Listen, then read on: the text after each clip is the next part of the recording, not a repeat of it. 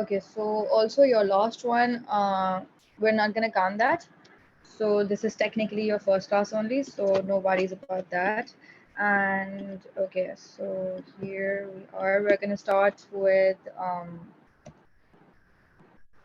clinical psychology, and we're just gonna look at the overview. We're gonna start with the introduction. We're gonna see what to do next, how where to start, where what we're doing basically.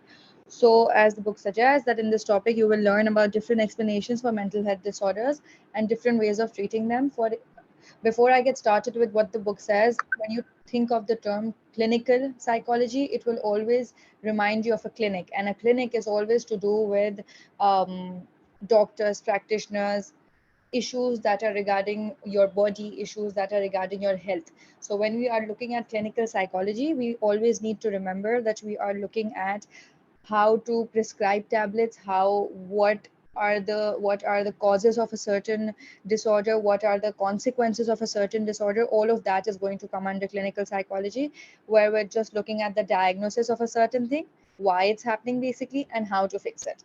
So that's the holistic idea behind clinical psychology. But generally they've broken it down for us. So they're saying that we will learn about the diagnosis of mental disorders, classification systems for mental health, the symptoms and treatment of schizophrenia, anorexia, OCD, and unipolar depression, a classic and contemporary study for each of the above mental health disorders. So a classic study basically means an exemplar study or something that previously a psychologist has done. So secondary data that we will be studying.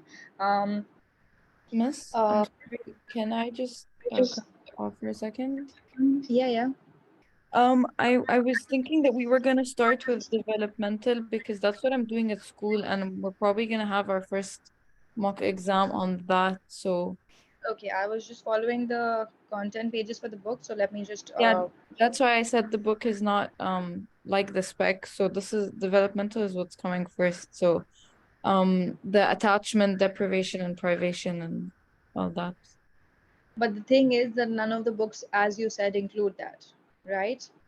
So So I that don't is get, some, so like there's no resource for this. We're not gonna do it. no, you're probably gonna have to send me a PDF for that, because as you said that you have that new version of the book which is not available online, neither is it available elsewhere. So that is something that you'll probably have to send me a PDF of. Only then I can do it, because you are the only person who has it basically. No, I mean, I said I don't have it because there is no new book for our specification. So how are you doing it in school? How are you doing development Um, in school then? Our teacher makes presentations. We don't use the book ever. Okay, but then exactly what I'm saying, right? So if it's not in the book, and if it's not the exact syllabus, that I do not know what the exact syllabus is, I will require a reference. Because I've checked everything with AQA and PSNet Excel and international advanced level, and I did not find development psychology. I found just one extension to it, which wasn't even something that you are doing.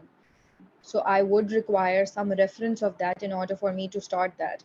Even if your teacher does presentations, I would either require the presentations, or I would just require the topic name so I can do those topics.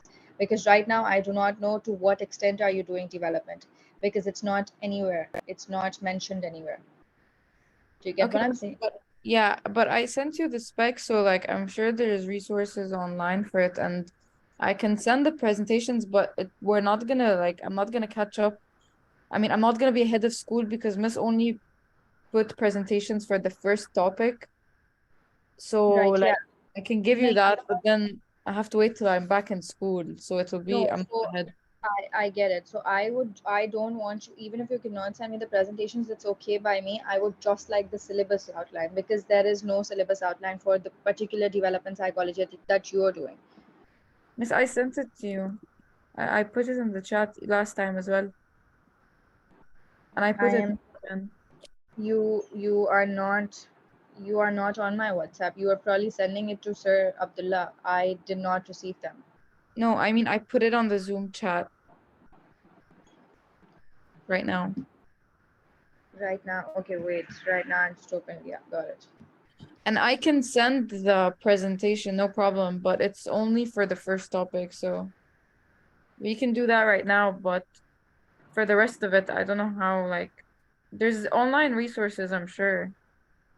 There, exactly what I'm saying, there are, and I can only find them once I know what the topics are. So what you've sent me includes social and cognitive, biological learning and theory and development. Okay.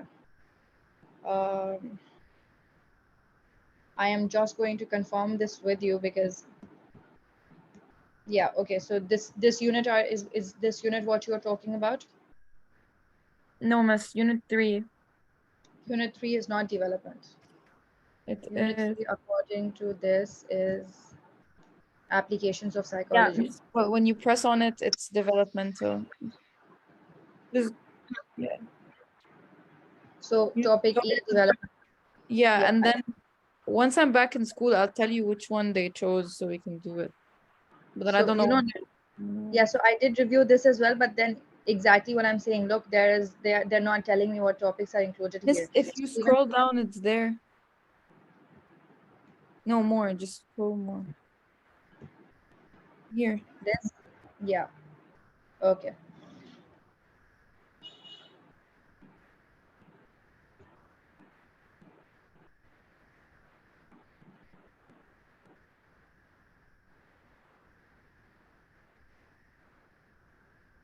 Okay, let's start with this then.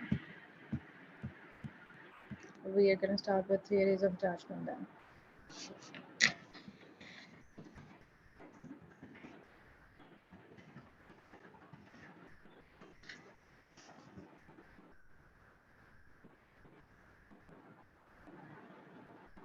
Here, Miss, I put one of the presentations in the chat.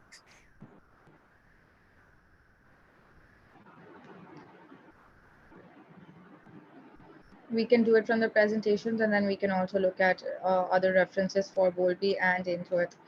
Um, I'll probably just have to find a corner. Right, okay. So, okay, so we've got development psychology. Uh, what are the common characteristics? So, generally, when you think, before I get into whatever this presentation is, when you think of development psychology, the first thing that you're going to think when you think of the word development itself is growth, right? And when you talk about development psychology, it is talking about growth of every single thing. So the growth of a child in a biological manner, or in a mental manner, or in a psychological or a cognitive manner, all of those aspects will be included in the growth of an individual. So that is basically what development psychology is focusing upon: how an individual grows within the society, or how an individual develops within a society. Now that is be developing psychologically, developing physically, all of those things are included in that. So they're also starting with the evolutionary theory, which is basically we believe that we have basically formulated ourselves from being an animal figure, from being a monkey, to being what we are, to being human. So that evolution theory is basically believe that it took at least a century for us to evolve and become that. And why did that happen? Because of development psychology. So even if you look at feral children in today's day and age, so feral children are basically the ones that are Yeah. feral children are basically the ones that are people who they are born human, however then they're not living with humans, because of which they actually um, act like whatever they live with. So for example, if you look at the Jungle Book, and if we will remind ourselves of Mowgli. So that is what happened with Mowgli. Even though he was a human, but because he was living with wolves, that's how he acted. So that is a huge part of development that we are learning from the society. We are learning on a day-to-day basis through our primary and secondary socialization, that is basically leading to um, our mental and physical development. That's the basic idea. And when you talk about evolution theory, so as it says, the traits that increase the chances of survival and therefore reproduction are naturally selected. An infant that sticks with the mother is more likely to survive. So again, they're talking about how these are natural processes. They are naturally given or gifted to us, that we are we are functioned to live with humans, okay, and that is the only way we will behave like a human. And b, that these processes of evolution are something that will happen naturally. It is not something that you will have to sit and create and make it happen, but it's something that will happen with growth naturally through your lifetime. Any trait related to such attachment will be naturally selected. These useful traits or features are therefore called adaptive. So what they're saying here is that, for example, if a baby is born one day and he is basically spending his primary socialization with his family, and he is, let's say, close to his mother, and if he or she is getting that edge where they're attached to this particular human, that is also a natural trait. Now that is a trait that they're learning, the first thing that they're learning after they're born, because they know that this woman is someone who's providing you with something, and this woman is someone they're just naturally connected and attached to that, to their own mothers, okay, babies. So that is basically a natural trait, and that is something that they've adapted. Now that is not something that they came into this world and on the first day of their life they learn that, oh my god, this is my mother, I have to be after her. No, that is not something they learn. That is something that they adapted. That is something that came naturally to them. So that is basically the process of evolution and the process of development, that you are born with this natural instinct as to where you belong, where you will be at, and how you're supposed to act. And that's the first extension that they're looking at. They're looking at attachment first, which you are getting a naturally, and that is something that grows as you develop. Is this making sense to you? Yeah. Amazing. So the first, because we're looking at the first extension as attachment, the first theory that we've got is Bowlby's attachment theory.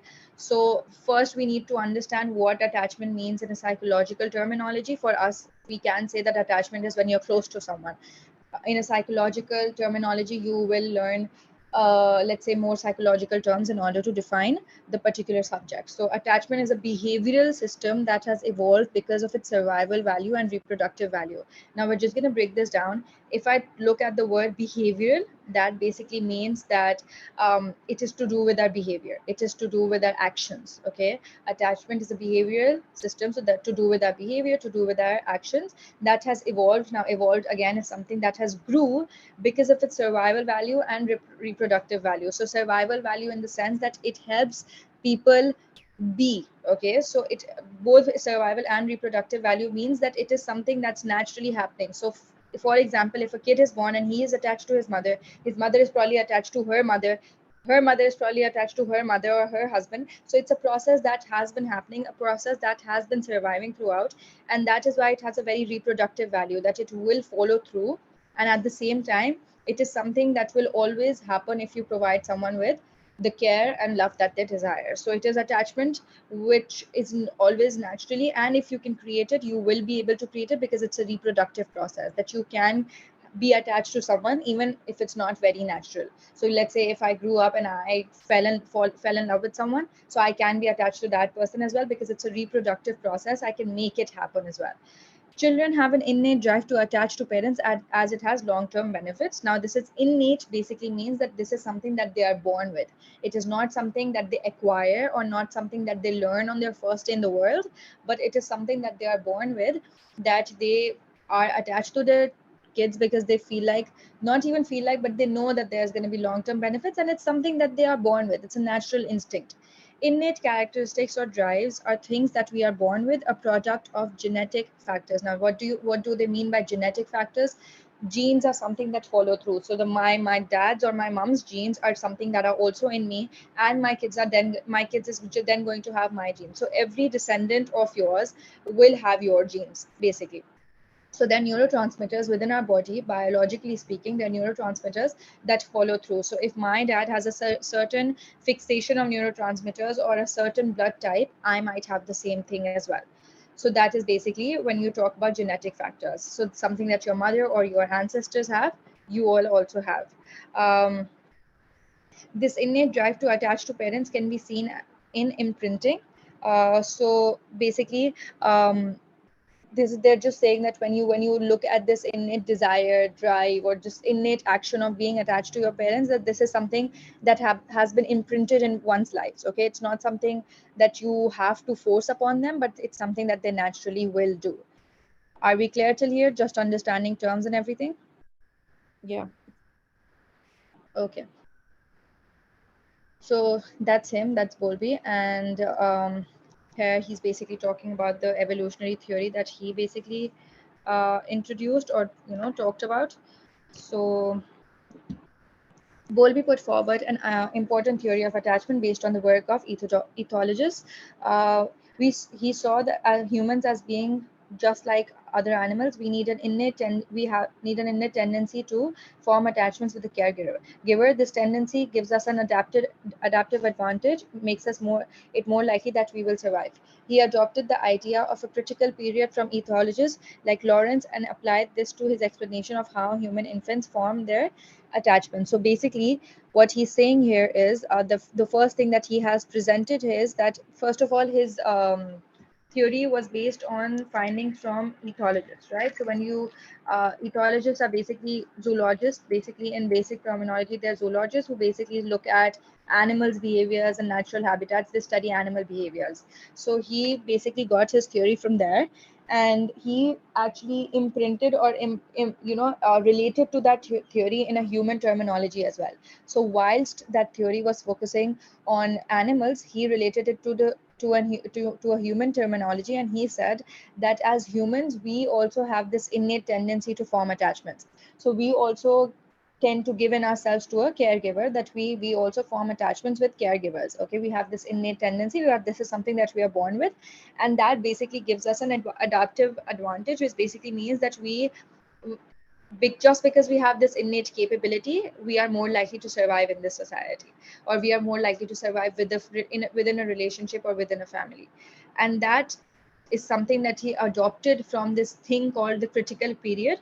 So critical period was something that was introduced by ethologists, but he actually took their explanations, and then he said that we also as humans have this innate tendency to form attachments, which basically give us an adaptive advantage, which basically helps us in surviving better. And now this term adaptive has it's more of a mnemonic, and you're just going to look at what each letter stands for here. Alphabet. So right, so attachments are adaptive. This means they give our species an adaptive advantage, making us more likely to survive. This is because if an infant has an attachment to a caregiver, they are kept safe, given food, and kept warm. So why we already understand that yes, they're adaptive, but why are they adaptive? And how do attachments help us survive? Because when you are attached to a certain caregiver, or just if you're attached in that sense, then you obviously have greater chances of survival, because you are getting food, you are getting enough sleep, you are getting the care that you desire and the care that you need, which will make sure that you survive a healthy lifestyle. Okay, and then we have S, which is social releasers. So right, so babies have social releasers which unlock the innate tendency of adults to care for them. These social releasers are both physical, the typical baby face, features and body proportions, behavioral, crying, cooing. So basically what they're saying is that why, okay, fine, babies have this innate ability to be attached to their caregivers, but why are caregivers attached? That is what they're questioning over here. And the reason behind that is because babies have these social releasers. Now, what does social releasers stand for? Social releasers are basically when they have this physical and this behavioral characteristic which makes them, which makes an adult wanting to care for them. So for example, the fact that they would have a baby face, which is something that they have shown an example of here as well, that they would have they'd be chubby, they'd be cute, they would have a baby face, which makes you feel sorry and sympathy and love for them. So that's one physical characteristic which will make you get attached to them. And the second one is behavioral, which is basically crying and cooing. So obviously if they cry, you have to give them that attention, you have to give them that attachment. Similarly, if they're cooing, you have to listen to them, you have to tend to them, and that will make you attached to them as well. So that's called social releasers, that they release this energy, or they release certain things via their physical or behavioral characteristics, which makes an adult also caring for them. Are we clear on what's happening till now? Yes. At any point, if you have any questions, just stop me and ask. Okay. Yeah. So then we have C, which stands for, so we have ASCMI, okay? So we have C, which stands for critical period. So babies have to form the attachment with their caregiver during a critical period of 2.5 years. If the attachment figure is broken or disrupted during the critical period, the child will suffer irreversible long-term consequences of maternal deprivation. Um, Cognitive, social, and emotional difficulties, delinquency, reduced intelligence, increased aggression, depression. So they're basically saying that this attachment period should be at least 2.5 years long. Okay.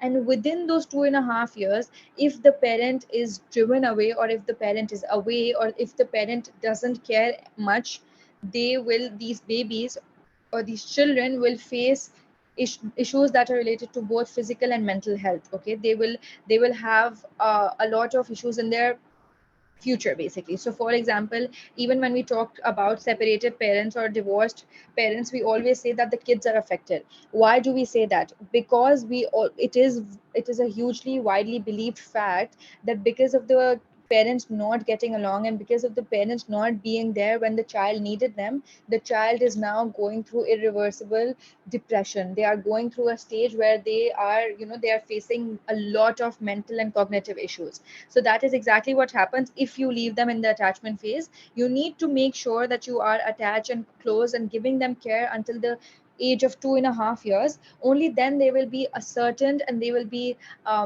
at peace and content. If you leave in within those 2.5 years, and if you take that attachment away, if you take that care away, they will face deprivation. Okay, maternal deprivation. They are not getting love from their parents, from their mothers, and that will basically lead to difficulties in their future. So they have given us examples of difficulties. So they're talking about delinquency. So that's basically criminal activities. Then they're talking about reduced intelligence. That basically refers to how they won't be able to perform well in school and otherwise. Then they're talking about increased aggression. So that is basically they will have anger issues. They will have uncontrollable, um, again, temper issues. And then they are talking about depression, which is long-term sadness, long-term anxiety. So all of that will come under depression. When they are facing cognitive issues, that is all going to come under depression. And these are the potential things that can happen if you basically take yourself away from their attachment phase. And then we've got M. And then so that's monotropy. Okay, and when we talk about that, so Bowlby believes that infants form one very special attachment with their mother. This special intense attachment is called monotropy. If the mother isn't available, the infant could bond with another ever present adult mother substitute. So basically they're saying that monotropy is that an infant will always develop a relationship with their mother. And when you look at the word monotropy, that too is starting with M. So that basically shows that yes, they can formulate this relationship with their mothers, and that is something that they generally that is something that generally happens. And Bowlby was recognizing that, and he said that if the infant is deprived of that, that doesn't mean that he is always going to wait on his mother to give him attention. He is basically going to find another mother substitute. He's going to find somebody else who he can be attached to in the similar way that he was attached to his mother, and that in itself he is going to consider as his mother. So a mother is always supposed to give them care, and that formal special attachment, in order for them to always stay within that uh, phase, especially for the 2.5 years that they're actually learning. Miss, so, but they can still form an attachment with whoever is in place of the mother, right? Yeah, so but then for example, let's say this is because when they're infants. Okay, if they grow up, like for example, infants is, let's say from 0 to 2 years, basically till the phase that they're crawling. As soon as they're growing up and they leave their infant phase, that basically means now they understand who their mother is. So until they have formulated that understanding, anyone could come in and just take the monotropy title, basically, so take that mother title. But that is why you need to make sure that you are giving them that attachment and care till a certain period where they're sure and they are certain that yes, you are their mother, and they won't be giving that status to anybody else. So that is why they're using the word infant very clearly over here. Make Okay. sense? Yeah. Yeah. So then we have I, which is internal working model. So that is through the monotropic attachment, the infant would form an internal working model. This is a special mental schema for relationships.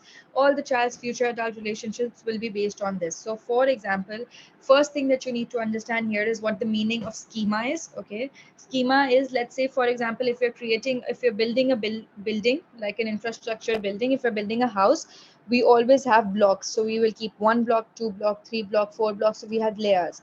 So schemas are also blocks of knowledge in our brain. So we develop different schemas for different events. So for example, let's say a person has an accident. Every single time they go from a one way, so they will develop the schema that yes, every single time I go from the one way, I will have an accident. So these are blocks of knowledge that you create on the basis of your experiences.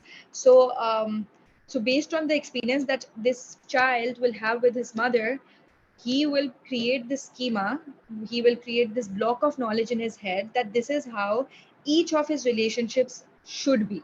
And based on that theory, he will relate to all of his relationships. He is going to treat all of his relationships in the same way. He is going to behave in all of his relationships the same way.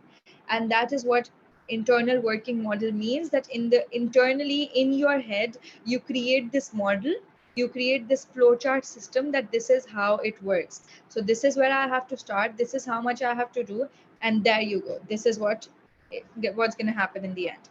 Make sense to you? Do all of these make sense to you? So when we start from A, which is adaptive, then we go ahead to social releasers, we go ahead to critical period, we go ahead to monotropy, and then we go ahead to internal working model, which is set as a flowchart as to how a person is supposed to act consistently.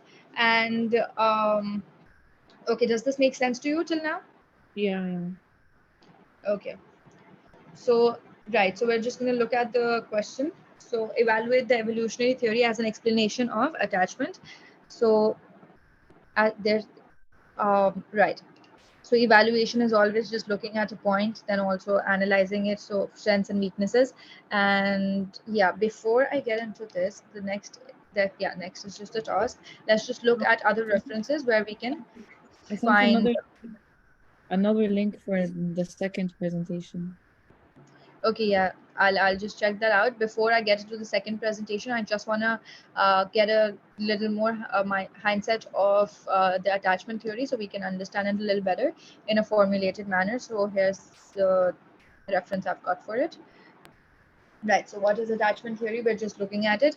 We're just gonna read it out so that even when you're writing an answer, you have a coherent passage that you can refer to. So, attachment theory focuses on relationships and bonds between people, including those between a parent and a child, between romantic partners. It is a psychological explanation for the emotional bonds and relationships between people.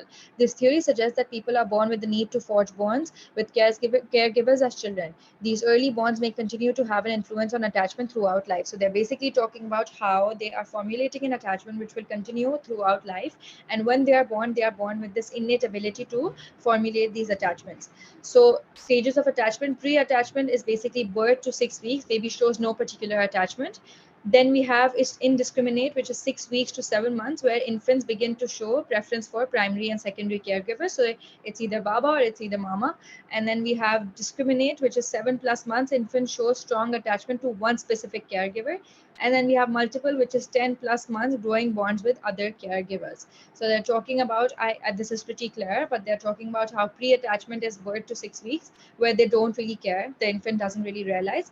Indiscriminate, the word in itself suggests that they are not discriminating. They 6 weeks to 7 months, they are basically deciding which one's the primary and which one's the secondary. From 7 months onward, they have decided that, and they are closer to one parent or one caregiver. And from 10+ months, they have realized that, okay, these are my caregivers that are always going to be here, but I can also be with other people. So that might be grandma, grandpa, friends, brother, sister, all of those people. Make sense? Yeah. Right, and looking at just a little bit of background. So he was the first psychologist, first attachment theorist. He described attachment as a lasting psychological connectedness between human beings. Bowlby was interested in understanding the anxiety and distress that children experience when separated from their primary caregivers. Thinkers like Freud suggested that infants become attached to the source of pleasure. Infants who are in the oral stage of development become attached to their mothers because she fulfills their oral needs. Some of the earliest behavioral theories suggested that attachment was simply a learned behavior. So behavioral theories actually said that it was a learned behavior. It is something that you learn. However, Bowlby was the one who said that it's innate and it just develops later on, which is why it's falling under development psychology. These theories propose that attachment was merely the result of feeding relationship between the child and the caregiver, because the caregiver feeds the child and provides nourishment, the child becomes attached. So they're saying that it's as simple as this, that the caregiver or the mother is giving them food, and that is why they're attached. It is as simple as that in the early stages. Um, Understanding attachment is an emotional bond with another person. Bowlby believed that the earliest bonds formed by children with their caregivers have a tremendous impact on that continues throughout life. So there he's basically saying that when you understand attachment, you will realize that you have to form this relationship, and this relationship is firstly formed with parents, and however that relationship is based on the how that relationship goes, all your life's relationships are going to go. All of the people that you come across within your lifetime, you are going to act the same way with them. So these relationships are supremely important in order to for you to have further relationships within your lifetime. So the central theme of attachment theory is the primary caregivers who are available and responsive to an infant's needs allow the child to develop a sense of security. The infant learns that the caregiver is dependable, which creates a secure base for the child to then explore the world. So they're giving us an example, and they're saying that it actually majorly just depends upon the primary caregiver who basically gives them the sense of security, and that is what they rely upon for the rest of their life, and that is what they look for. Are we clear till here? Yeah. Okay, so that is us covering the attachment theory. We have got references and everything. This thing that I'm using here, this reference that I'm using here, I am also just typing it down on the chat. Later you'll also receive it. Right. So we are just gonna do the other one.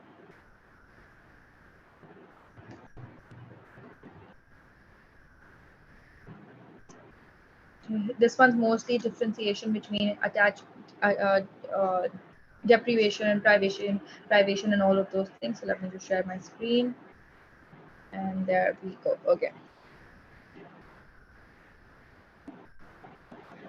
Attachment, disruption of attachment. Okay, so we do not deprivation occurs when attachment is bond is formed, but then it is broken later. This is just understanding the words, just understanding the definition. So deprivation is when you are deprived of something, when something is taken away from you.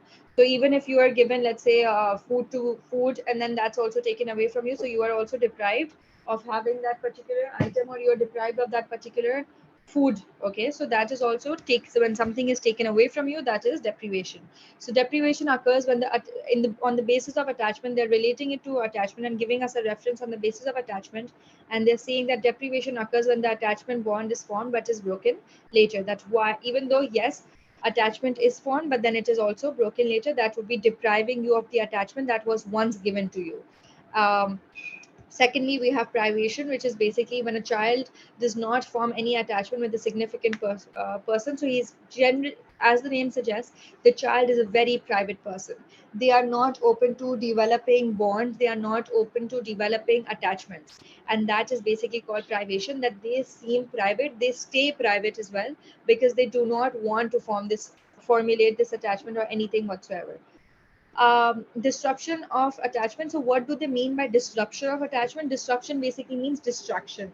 When attachment is basically distracted in some sense or the other, that it's ruined in one sense or the other. So how does that happen? How and when does disruption happen? So that's exactly what we're going to be looking at, that how does it happen, when does it happen, and what does Bowlby say about that. So when we were looking at this, when we looked at monotropy, we also looked at maternal deprivation. That if there is maternal deprivation, they might just replace basically. So he is formulating on that maternal deprivation hypothesis, and he is suggesting that 20 years before Bowlby's attachment theory, Bowlby proposed his maternal deprivation hypothesis. States that the belief that if an infant was unable to develop a warm, intimate, and continuous relationship with his mother, then the child would have difficulty forming relationship with other people and be at risk of behavioral disorders. Now this is something that I just explained as well, but he's just going into an extension of the same thing, and hypothesis is when you basically declare a result. So you haven't tested it yet, but you declare a result that it's going to be like this. I haven't tested it yet, but it's going to be like this. So that's exactly what Bowlby did. That not sure about the test yet, I will test it, but that is exactly how it's going to be like. So assuming the results, what it's going to show. So he's saying that when you look at this maternal deprivation hypothesis, if the mother fails to create a relationship, or if the child fails to create an attachment with his mother for certain reasons, he will always follow through on that pattern, and he will never be able to create an attachment with absolutely anybody else in his life. He will never be able to formulate a relationship in a nice, sane, appropriate manner just because he was deprived of that when he was young. And that will basically lead to a lot of risks about behavioral disorders, because you are essentially, you do not know how to behave because you have never learned it that way. Make sense? Yeah. Right. And we're just going to get into the details of MDH. So MDH is basically maternal deprivation hypothesis. Just a sec. Right, yeah. So three things to note with MDH. That's what they're saying. So three things that you have to look at within these hypotheses is the hypothesis focus on importance of a continuous relationship between mother and child. Relationships that are discontinuous become unstable and less predictable, which disrupts development of the relationship. So the hypothesis they're saying is mainly revolving around the idea of continuous relationships. Now, what does that mean? That your relationship with your caregiver, your primary caregiver, is continuous in the sense that it is consistently happening. So from the day that you're born till you are however many years old, that relationship is continuously happening. So it should continuously be following through, because there are, let's say for example, relationships that are discontinued. Let's say one parent goes to prison, or they are traveling a lot. That will basically affect a child. That will basically affect the infant, because he is going to have issues in accepting that fact that, oh my god, I was getting all of this attention and now I'm not. So that is basically the first thing, that it really depends upon having a continuous relationship between mother and child. The second one is that Bowlby suggested development of this continuous relationship must occur during a critical period. If child experiences repeated separation before 2.5 years, they are likely to become emotionally disturbed. So they're basically saying, now they're getting towards the development point of view, and they're saying that this development of this continuous relationship must occur during a critical period. Now, a critical period is basically when they're understanding. So if so, that is basically 2.5 years. So till that period, this needs to be continuous, because if during that period you go, they're going to lose it. They're going to lose that touch. They're going to forget about it, and they're going to be affected by it, because they'll be like, okay, where did my mom go? So they'll be emotionally disturbed, and they'll be really cranky. So that's, how we look at some children and they're just so cranky. That's probably because their mothers are not there. Maybe they're just with their nannies. There's a lot of things, a lot of cases like that, like such. Okay, so Bowlby basically said that this is the main stage, and this is when you need to have a continuous relationship. And Bowlby felt that there was a continuing risk of disturbance up to age of 5. After that, children were able to cope with separation. So he's saying that 2.5 years, 2 to 2.5 years, in order to just understand the dynamics of that particular continuous relationship. Until 5 years, it should be continuous. It should at least go up until 5 years, in order for it to be something that they have been used to, and it's something that they can understand. Because after that, these children can cope with separation. They can make do with separation. They can find their way through it. They can understand that, okay, my mother is probably traveling, my father is probably traveling, my father's there, my mother's here. That's okay. But up until the age of 5, it will be difficult for them to cope with it. That's the second pointer that he has raised. The third pointer that he has raised is that Bowlby did not suggest that relationship had to be with child's mother. The term maternal was used to describe mothering from a mother or any mother substitute. He believed that a child needed to form a relationship with one primary caregiver for healthy emotional development to take place, which is monotropy. This is most likely to be child's mother, but does not always have to be. Now, he is saying when you talk about the maternal hypothesis, because the word in itself suggests maternal, which goes with basically means mother, okay, that does not really mean that it has to be just the mother. It can be another primary caregiver. So it can be the nanny, it can be the grandma, whoever is taking care of that child. So he said that he used the term mother in maternal in the sense that he was talking about mother or any mother substitute that could also be the father. So it doesn't, it's in most cases, yes, it is the mother who is the primary caregiver, but that doesn't have to be for sure. There are it can be the father, it can be some other human being, it doesn't really have to be the mother herself. Okay, are we clear till here? Yep. Amazing.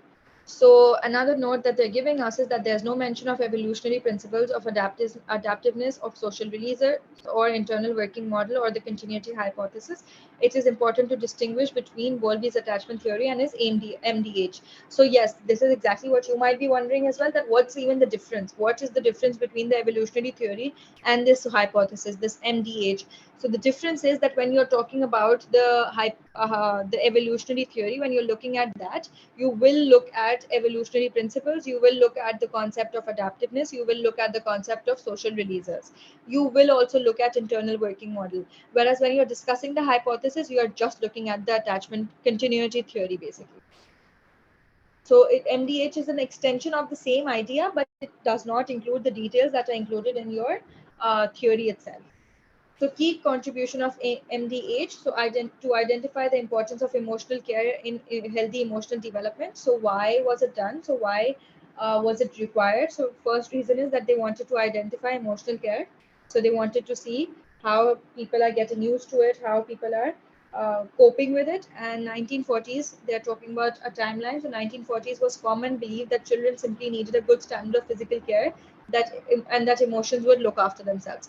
So this was believed up until the 1940s, that they just needed to grow up and they needed good physical care. They needed to grow up physically. And as far as emotions are concerned, that is something that will happen itself. Okay, that is something that's going to take care of itself. That was believed until that idea was changed and Bowlby's theory came into action, and Bowlby's MDH came into action. Bowlby famously said that mother love is in infancy and childhood is as important as mental health are, as our vitamins and proteins are for physical health. So they're basically combining the two extensions of physical and psychological under the umbrella of development, that both should be developed hand in hand.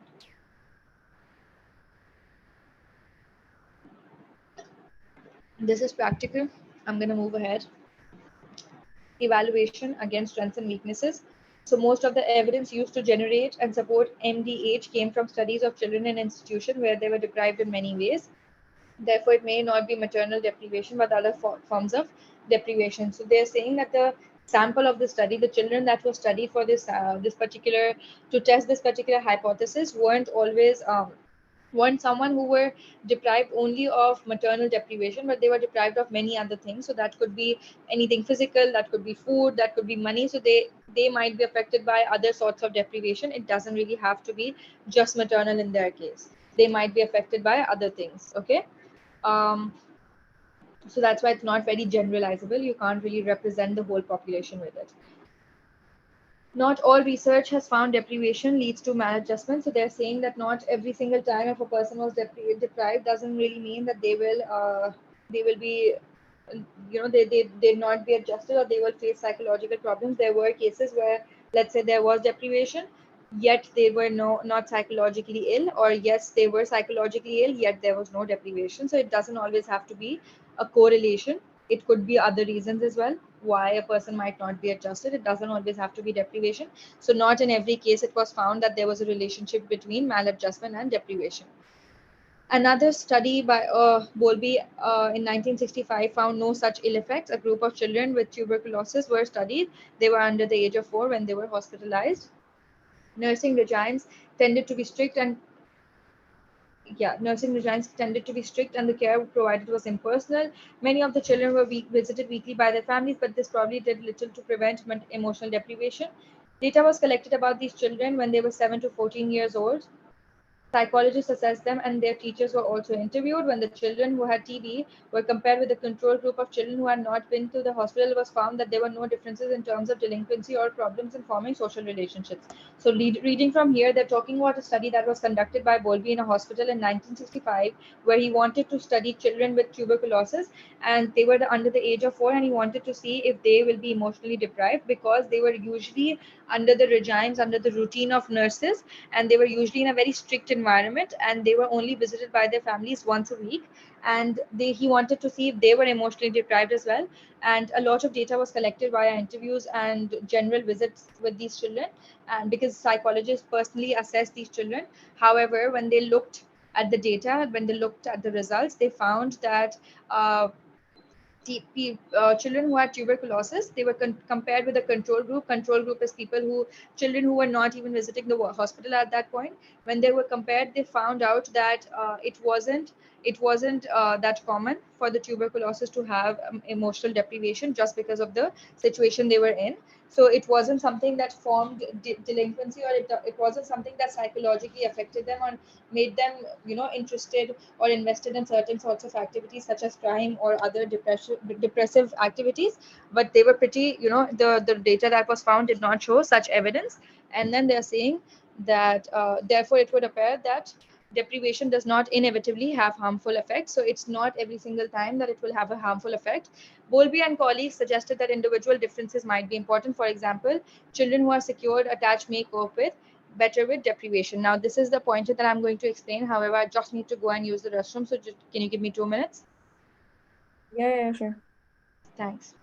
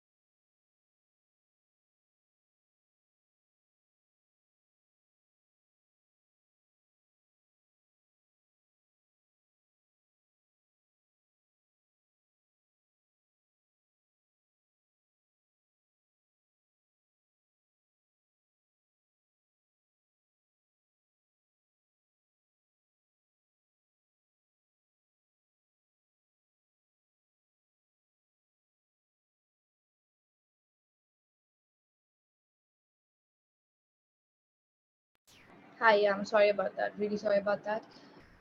Okay. So right, I'm gonna start from explaining the individual differences point of view. So basically, because they did not find a huge relationship between deprivation and psychological issues or delinquency or depression, for the children who were living in the hospital for with tuberculosis, they actually suggested, Bowlby suggested, that it can actually be dependent upon individual differences as well. Now, what that means is basically how an individual evaluates everything on their own basis, how an individual's mind works, how an individual's body works. So for example, I might be an individual who is really really really shy, and they might just get affected. They're very passive, very low key, and they might just get affected by absolutely anything that anyone says to them, compared to, let's say, my sister, who's, let's say, bold, and she is very bossy and she doesn't care. So so things might I might be very vulnerable, and things might be able to get the best of me, compared to my sister, who wouldn't really care.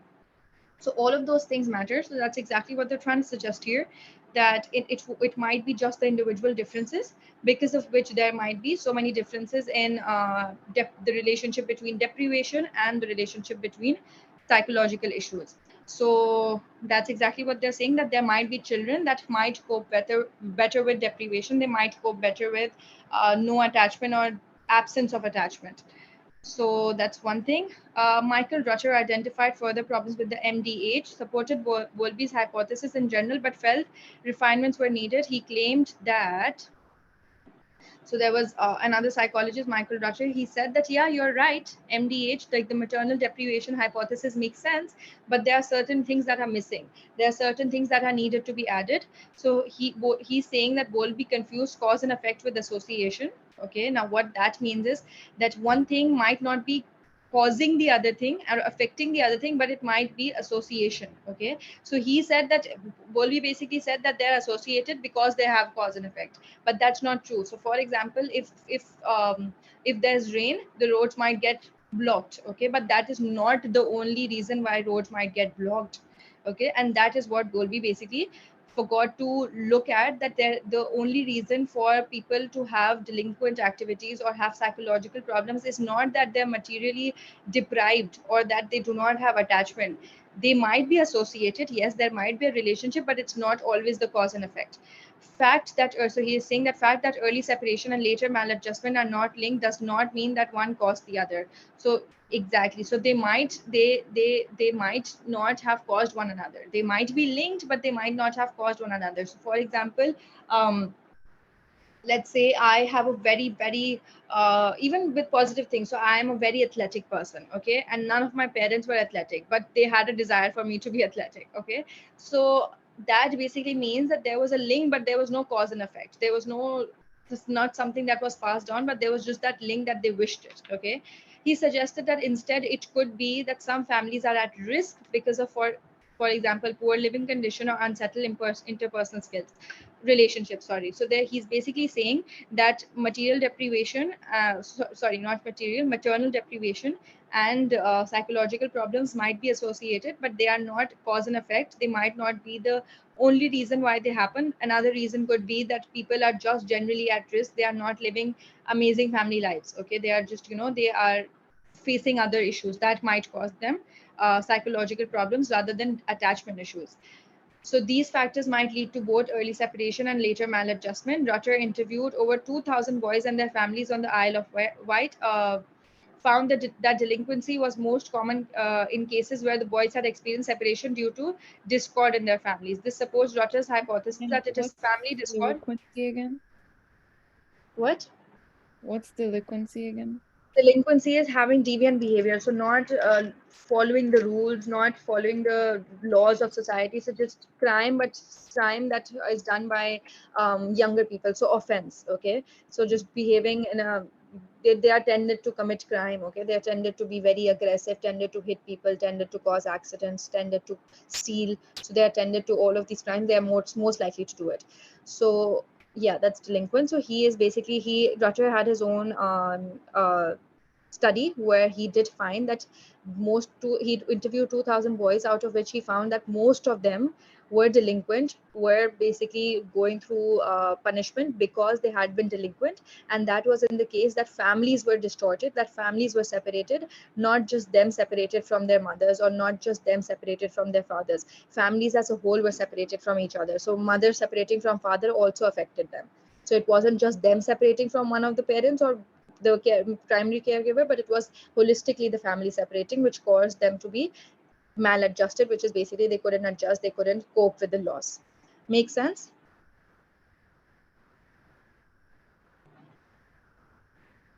Yeah. Yeah. So okay, so we basically what we're if you because we might lose the whole point here. So but we're looking at, we started with looking at 1965 research where they found this, and because of that Rutter had a conclusion, and then there's basically another conclusion that Bowlby. So the first one was that he did not differentiate between cause and effect and um, association, which is why he needed refinement. Then there's another issue with Bowlby's perspective. However, that's something that we're going to continue from the next class. I am also going with each, like just now, like I did with the first part of it, I am going to give you reference notes, and I'm just going to look for, not look for, but I have all of this. I just will list it down and send it to you as well, based on the specification topics, so that we're ahead of school at all times. Make sense? Yeah. Okay, great. So I will see you soon, inshallah, hopefully. Inshallah. Thank you Thank so you, much. miss. Goodbye. Bye.